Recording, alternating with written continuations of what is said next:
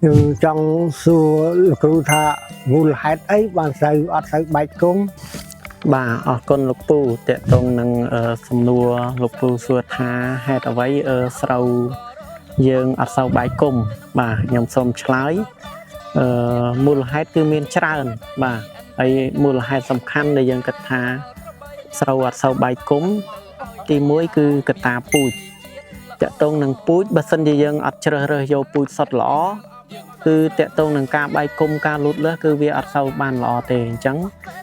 បើសិនជាប្រជាកសិករគាត់ចង់ធ្វើឲ្យស្រូវមានការលូតលាស់ល្អទទួលបានទិន្នផលខ្ពស់ដាច់ខាតគឺយើងត្រូវតែប្រើពូជសុទ្ធឬមួយក៏យើងប្រើពូជចំនួនទី1ក៏បានដែរបាទហើយមូលហេតុទី2គឺតកតងនឹងស្រូវខ្វះសារធាតុចិញ្ចឹមបាទស្រូវកាលណានៅក្នុងដំណាក់កាលបាយគុំបាយកូនយើងផ្គត់ផ្គង់ NPK អត់គ្រប់គ្រាន់នៅតាមតម្រូវការរបស់ស្រូវគឺស្រូវអត់សូវបាយគុំបានល្អទេដូច្នេះបើសិនជាចង់ឲ្យស្រូវបាយគុំបានច្រើនកសិករចាំបាច់ត្រូវតែផ្គត់ផ្គង់ជីឲ្យបានគ្រប់គ្រាន់ស្របតាមតម្រូវការរបស់ដំណាំស្រូវអាយុចន្លោះពី12ទៅ25ថ្ងៃគឺស្ថិតក្នុងដំណាក់កាលលូតលាស់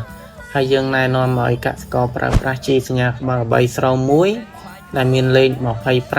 155ដើម្បីធ្វើឲ្យស្រូវលូតលាស់បានល្អជាពិសេសបាយគុំបានច្រើនហើយកត្តាទី3យើងនិយាយពីដង់ទីតេរបស់ស្រូវបើយើងនិយាយឲ្យងាយយល់គឺការព្រោះក្រាស់ពេកក៏ស្រូវយើងអត់បាយគុំដែរកាលណាពេលវាដុះមកចាក់ stress គ្នាវាទទួលពន្លឺថ្ងៃអត់គ្រប់គ្រាន់វាទៅដើមជីគ្នាអញ្ចឹងវាអត់មានកម្លាំងណាទៅធ្វើឲ្យខ្លួនឯងនឹងបាយគុំបានច្រើនទេបាទអញ្ចឹង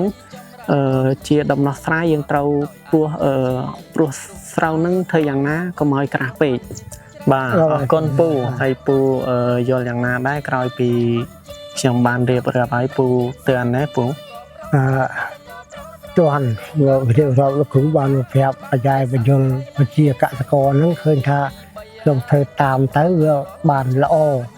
សម្រាប់ខ្ញុំជាកសិករបានអារ៉ៃលោកគ្រូមកបញ្ញាបញ្យលប្រាប់អញ្ចឹងទៅវាគេហៅថាបានយល់បានចេះដឹងទៅ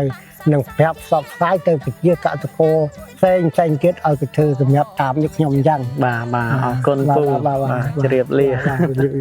បាទប្រចាំរដូវ